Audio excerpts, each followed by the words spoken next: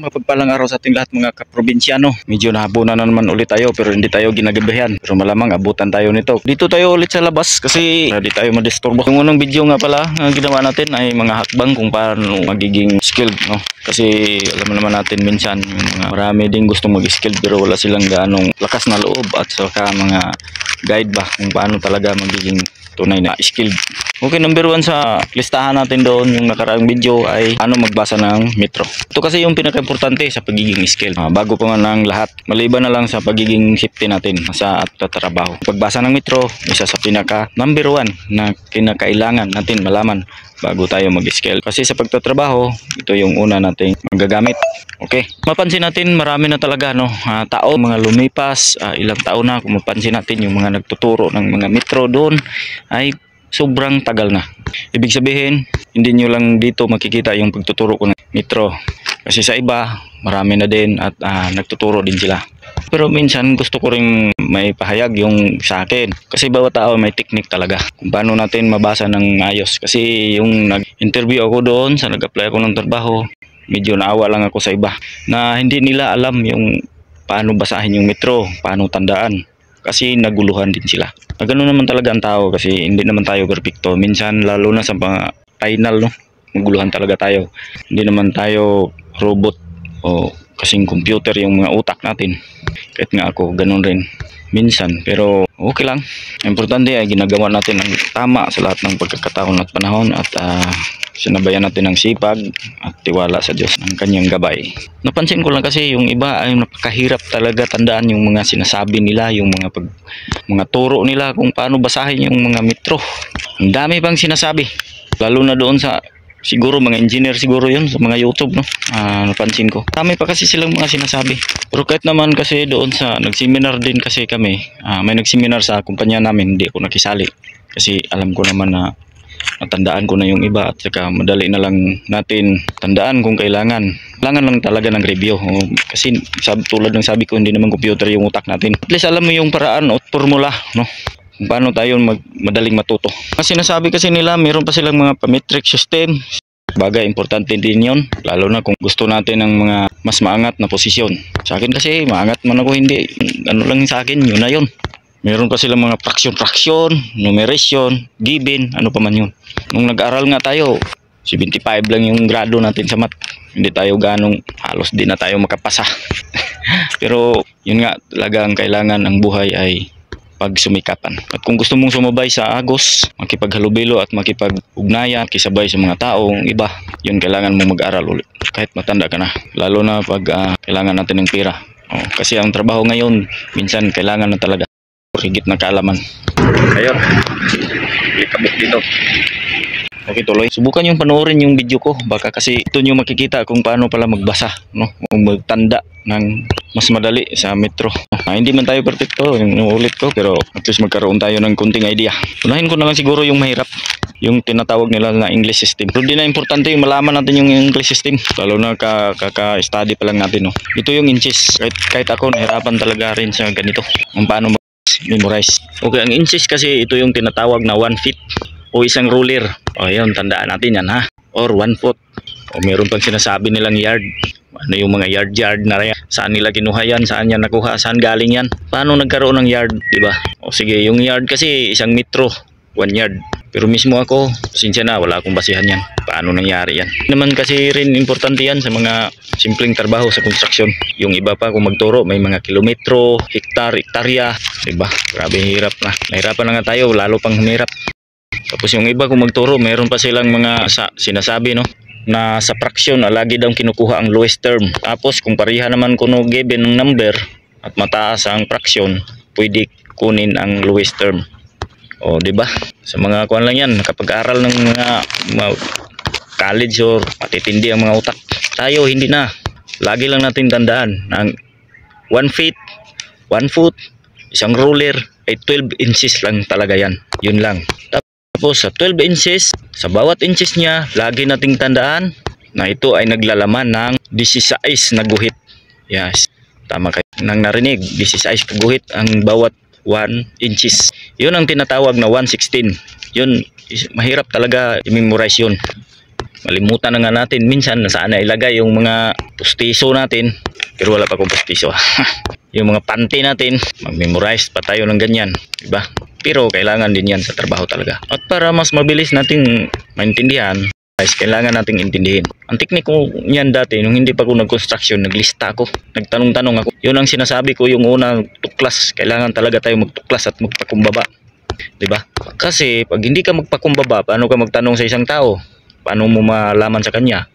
Kasi ayaw mong magpakumbaba, ayaw mong tanong, ayaw mong tanggapin ang kanyang opinion at mga kaalaman. Basta importante, kunin mo yung maganda, yung tunay, maintindihan naman natin yung totoo. Yung hindi sa palagay natin at nahirapan tayo, saka hindi lang naman isang tao ang pwedeng magpagturo sa atin kung ano yung mga bagay-bagay sa mundo.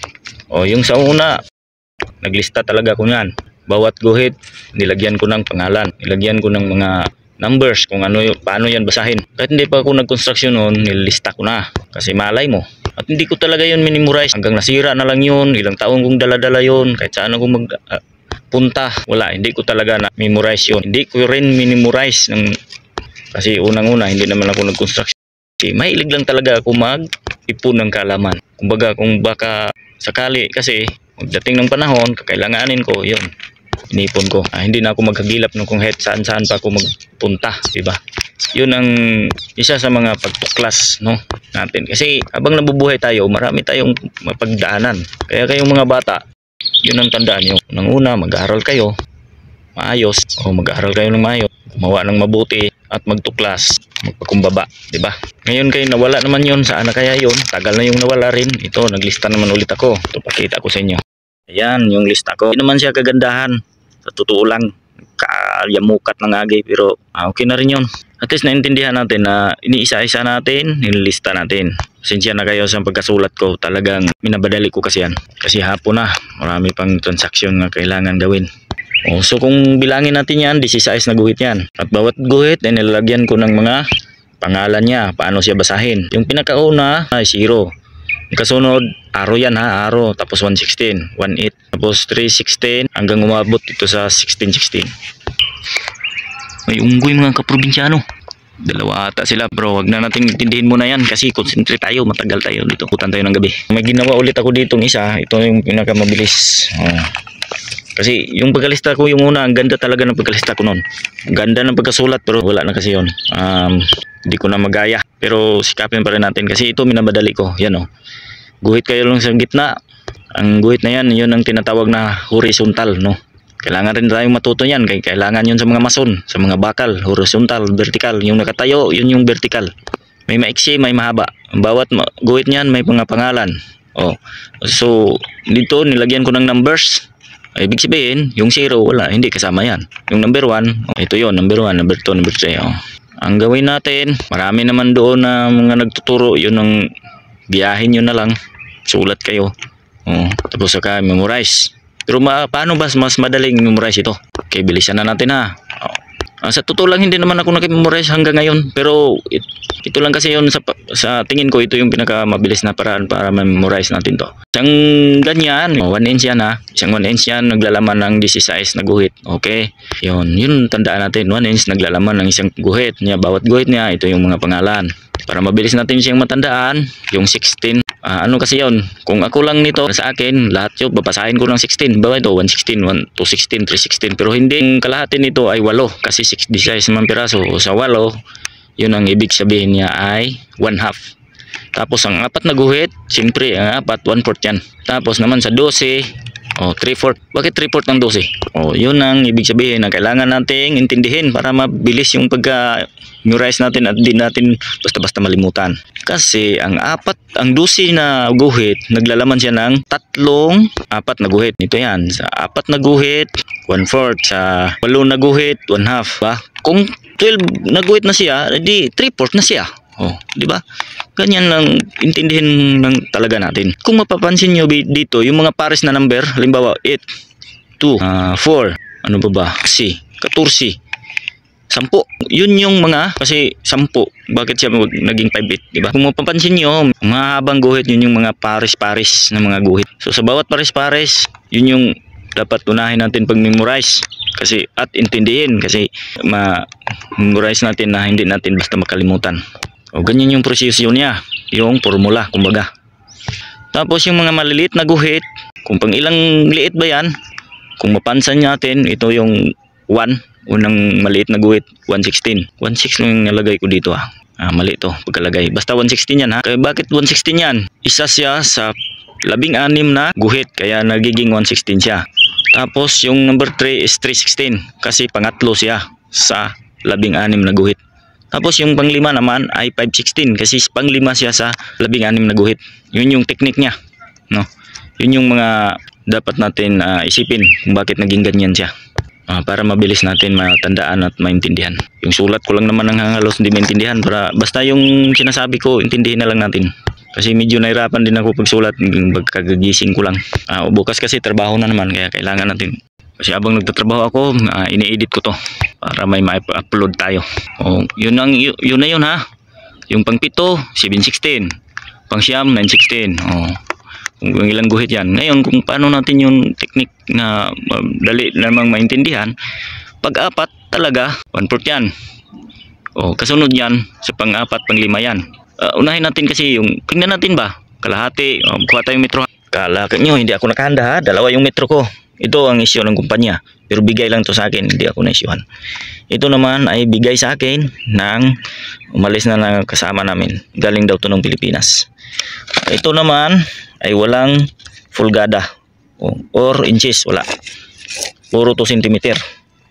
Medyo marumi na yung kanya. Hindi na gaano makita. Ito naman ang mayroong pulgada o inches. Itong malalaking marka, no, magkalayo. Yun ang inches. Yun ang naglalaman ng 16. Kahit bilangin nyo yan, 16 piraso yan. Tapos ito namang maliliit, ito yung centimeter. Pero wala pa tayo doon Dito muna tayo sa inches, muna tayo mag-focus. Okay, dahil walang mag-video sa atin, sikapin natin to. Ito, gamit na yung paa natin. Halimbawa, magsukat tayo. Sinukat natin yung ganyan. 4 na inches. 4 inches yan Di kailangan natin yung maliit para madali natin maintindihan. Yung mga may point-point, okay, palagay natin ito. Bato. Okay, medyo matagal rin tayo nito Di pala madali talaga. Yan. Ito, sample lang to Hindi siya umabot ng 1 inches, di ba? Laruin natin. Malayo yung malayo yung isa. Kulang siya ng 1, 2, 3, 4. Medyo mahirapan tayong magbasa niyan kasi di siya ganong makita. Pwede natin ganon. Yan. Dito ba tayo sa 10? Pwede. Ayan. Tingnan yung guhit sa gitna. Kakaiba. Napakahaba. Yun yung 1/2. Tapos yung kasunod, yun yung 3/4. Kasunod na mahaba, di ba? Sa gitna ng ilibe, tapos kalahati, di ba? Ito yung kalahati. Tapos may kasunod na mahaba, may kasunod pa, tapos mahaba ulit. Yung kalahati niya, yun, ito yun. Yun yung pang 12. Tapos dito naman, yun yung, ito kasi 1/4. Una, yung pangalawa. Ganyan lang yan. So kung basahin mo yan, yung sukat yan, ito yung pang 12. Tapos sumubra pa ng isang guhit, di ba? 12 is 3/4. Tapos sumubra pang 13 man yun. Di 13, 16. Di ba? Ganyan yan. So kakaiba talaga yung pagturo natin. Pag-vlog natin, sana maintindihan natin. Ganyan lang yung pag mapabilisan na pagkuhan Pero masanay din tayo kasi pag lagi natin ginagamit. Basta unang-una tandaan natin. Pag sukat natin ganyan, unang-unang tandaan natin yung hanapin natin yung kalahati. Kalahati, ito yon pang 12. Kung abante tayo, kung patas naman tayo, ito yung pang-6. Tapos yung mga bawat guhit ng mahahaba, yun yung i-memorize natin una yon. Mas madali kasi i-memorize yun kasi siyempre kalahati, 1/2. Ni 3/4. Itong pang 12. Tapos itong pang-4 naman 1/4. Tapos yung may guhit pa yun. Ito yung 1/4. Tapos mayroon pa bago ang 1/2. Pang-5 yung maliit, pang-6 yung yun. Kasi mahirap yung magbilang ka pa ilang guhit 1, 1, 2, 3, 4. Hindi na, yung mahahaba yung unahin. Kailangan nating i-memorize yung bawat haba pag ilan yun.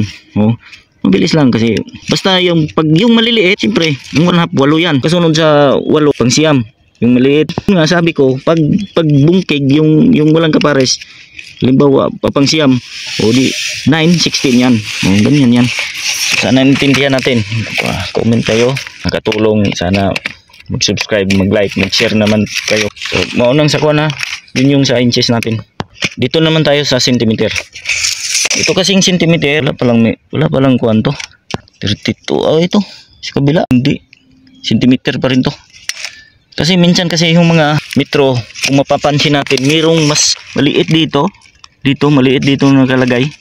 Mas maliit pa. Naglalaman yun ng 32 piraso na guhit-guhit. Ngayon, ang mabilis lang basahin yun kasi bawat isa niyan, halimbawa, isang guhit, 132, 232, 332, 432, hanggang matapos. Ng ilan 6, kung yun, 32, 32, ganyan. Madali lang yan basahin, pero hindi yung ganong ginagamit. Ang mahirap lang talaga ito yung inches. Pero sana nakatulong yung kuha natin. Tapos ngayon, sa centimeter tayo. Pero bago pa man ko sabihin, ang centimeter ay dapat nating tanda paano natin istadihan ng mas mabilis yung metro. Kumbaga intindihin talaga natin, no? So ganito, ang una nating isipin, ang isang sentimetro ay naglalaman ng 10 guhit. Sa bawat guhit, yun ang tinatawag na millimeter. So isang sentimetro naglalaman ng 10 millimeter. Ibig sabihin, pag 2 sentimetro, naglalaman yan siya ng 20 millimeter. Paano kung 100 sentimetro na yan? O di 1,000. Times mo lang yan. 1,000 millimeter. Kasi magagamit kasi yan sa mga interview. Yun kailangan dapat natin tandaan at saka intindihin. Yun ang technique. Magsimula ka sa 1 sentimetro. Ano yung laman niya? Ilang milimetro? 10. Di pag maka 5 sentimetro ka, naglalaman yang 50 millimeter. Medyo matagal talaga. Aksyon nagkahapon. So sa isang metro, ano ba yung metro? Meters. Isang meters naglalaman yan ng 100 sentimetro. Huwag lamang tayong makinig or manood, no, sa mga sinasabi sa mga YouTube o mga. Kailangan tayong gumawa ng paraan paano natin maintindihan ng maayos at malaman, ma-memorize. Ito yon.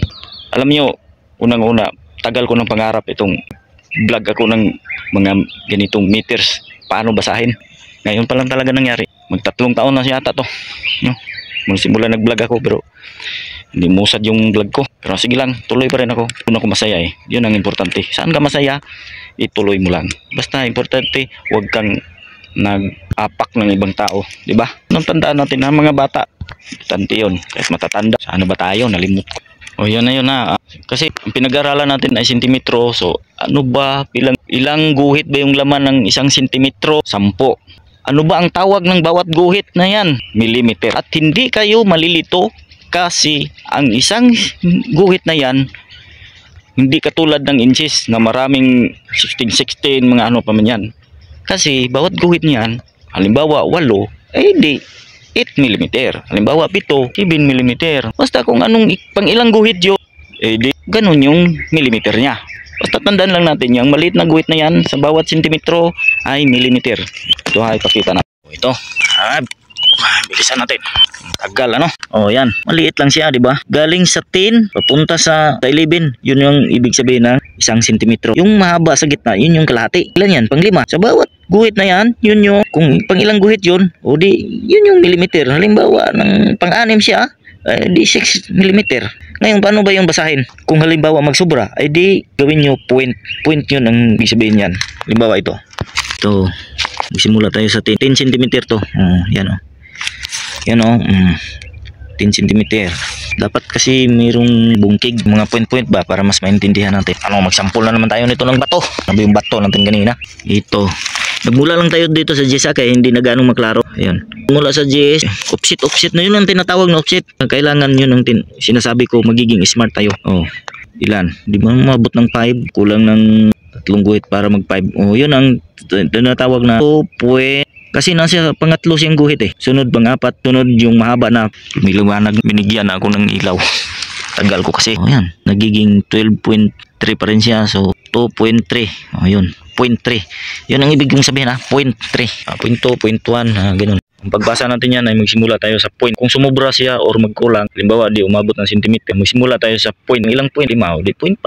Di yan lang siya kadali basahin. So ngayon, ang pangalawa, susunod nating tandaan ay ito yung sa 1 metro, naglalaman siya ng ilang millimeter. Sa sakyan na naman. Alikabok. Naglalaman siya ng ilang sentimetro at saka convert. Ahat ng trabaho niya. Ito tandaan nyo, pinakaunang technique, centimeter, unahin nyo. Ilang millimeter, tapos inches, tapos convert ba? Convert nyo, convert. Halimbawa sa isang feet, 1 feet, ilang sentimetro, convert nyo. Isang inches, 2 inches, i-convert sa centimeter. Ano ba yung technique para kuan? Ay, siyempre, magkuha tayo ng metro. Metro na naman. So, yung metro ang gagamitin natin ay kailangan may sentimetro at saka inches. Oh, yan. So, paano ba i-convert? Hirap. Oh. Huwag kang mahirap-hirap. Itupi mo lang yan. O, ganun, no? O. Siyempre, yung galing sa 19, tungo sa 20. Galing sa 20, patungong 21. Isang inches yan. So, kung i-convert mo yan sa millimeter, ganun lang yan. Ganyan mag-study. Saan ba yun? Ganyan lang yun. Tapat mo, itapat. Tapos ilista natin. Ilista natin para hindi tayo malimot. Yun nga, kasi nag-aaral tayo. Tapos, mag-interview. Mag-apply tayo ng trabaho, lalo sa abroad. Mahirap kasi mag-apply ng abroad. Tapos, ang laki ng gastos. Kahit nga sa lokal. Kaya, kung mag-apply tayo, lagi, kailangan handa tayo. Nag-aaral muna tayo, nag-study. Hindi naman kahit nga ako, lagi akong nag-study. Pag interview ako, mag-study rin ako. Pero minsan na lang nakapasa tayo. Kasi minsan, kung talagang stricto yung interview natin, mahirapan din tayo. Kasi hindi madali mag-isip, mag-memorize, no? Pero at least, meron tayong kunting idea. Kasi pag simple lang yung mga tanong, madali lang sagutin. So, kahit hindi natin gaano masasabi kung paano tuklasin ang pag-convert ng metro to sentimetro to millimetro, basta alam na natin kung paano basahin ang sentimetro, madali na lang yan i-convert. Kuha na lang kayo ng metro dyan. Kayo na mag-study yun. Habang kaupo kayo, habang nagsigarilyo kumbaga, bunot kayo ng metro, tapos tapat-tapat mo, convert, tapos memorize nyo. Yung ganyan lang yun mga kaprobinsyano. Ano pa ba? Lang mga pula-pula, no? Pula-pula ito, oh. Yung nakalagay tin. Malalaman mo kasi, malalaman mo mga pala kung saan yung feet, kasi dito nakasulat, 1 feet. Tapos, convert nimo sa kuhan, sentimetro mo na siya. 30 centimeter, 0.5. Yun yung pag-convert niya sa from feet to centimeter. Kumbaga itapat mo lang talaga siya. Sa isang feet ay naglalaman ng 30 centimeter, 0.5. So kung ilang feet yun, hanapin nyo. Tapos yung pula nga pala, una 10. Yun yung 100 millimeter. Bakit nagpula yan? Kasi ang purpose ng sinong pinakaunang gawa nito. Kasi magagaling yun sila. Mga bright yun para mas mabilis nating maintindihan at mabasa habang sinusukat natin. Lagyan nila ng mga plantandaan tulad ng pula. May pula rin dito, itong ganito. Ang sukat pala ng tao, dito yun, tinitingnan. Sukat ng tao, ha, ito 1.4, 1.5, ilang sukat mo, doon ka mo malalaman kung ilang sukat mo. Yung pulang maliliit sa taas na katabi ng inches, yun yung sukat ng tao, di ba? Ilang height mo, doon mo makikita. Yung iba, magagaling na, nagyayabang pa nga, ilang tao, inaano nila dito sa metro, ko na. Kasi magagaling na yun. Sa atin dito, importante lang malaman natin yung mga sukat-sukat para di tayo mahirapan magsukat. Kasi skill na tayo, punta na tayo sa skill. Kasunod kasi ito, standard na yung ituturo natin. Paano malaman na yun yung sukat tama kung hindi mo magbasa ng metro, di ba? Kasi yung mga standard may sukat yun. So ito yun, ibig sabihin ng 10 ay 100 mm yan, 200 mm. So sa isang metros, isang metros yan, cellphone di, 100, di ba? 100 sentimetro, ibig sabihin, 1 metro yan, 1 meter, yun ang 1 meter. Tandaan natin, sa bawat 100, 1 metro. Ngayon, yung convert inches, yun, convert sa inches. Sa 100, 39, doon na magsimula. Pang ilan ba to? So, ganito na. Yung guhit na mataas, yun yung 1/2. Yung guhit dito sa gitna ng 1/2 at saka 39, yun yung 1/4. Guhit na yan, kasunod ng 1/4. So, okay, yun ang tinatawag. Pang-anim. Ang teknik, isa rin sa mga teknik para mabilis tayong matuto sa ating pinag-aralan, ilista talaga natin. Hindi yun masama, importante. Alam natin yung proseso. Yan ang tinatawag na 3/8 centimetro, hindi na kailangan itong pudikot. Centimeter gabi. Ayun, sa centimeter, meron ding mga pula-pula, Ayun, may mga pula-pula. Yung 40, yun yung 400 mm yan. Kasi yung 100, 1000 mm. Kung makikita natin, tulad nito, 5 meters. 5 meters, 500 na metro to. 500 nakaloob nito. Kahit bunutin mo to ng bunutin, sa dulo nito, makikita mo yung 500 nga nakalagay. Ito naman ay 5 pa rin. 5 pa rin pala to. Sira na. So kung 3 ay 300 nakalagay. Kung 5, 500. Kung 8, 800. Ang sa mga metro nga pala, merong 2, maliit na maliit. Pambira lang. 3, tapos 5, tapos merong 10. Walang 9, merong 7. Kasi sinasadya nila yung malalaki. Gabi na. Salamat at sana naintindihan natin. Salamat sa panonood. Meron na tayong hindi nasabi, comment nyo lang. Kung kontento kayo, hindi. Medyo mataas nga lang pero sulit naman siguro. Nasabi naman natin. Mga importante kung merong mang hindi nasabi, sabihin nyo lang. Comment, patabangan nyo yung mga sinasabi kong standard, yun yung sunod natin. Madali lang siguro yung standard. Karpintero, karamihan yun yung ginagamit ng mga. Meron din sa mason. Halimbawa yung kapal ng plastering, buhos, bakal, di ba? Yung kulom may bakal sa loob. Tapos yung kapal ng simento na kabalot sa kanya, may standard yun. Okay, hanggang sa muli. Maraming salamat. Ito ang Roldan Mix TV.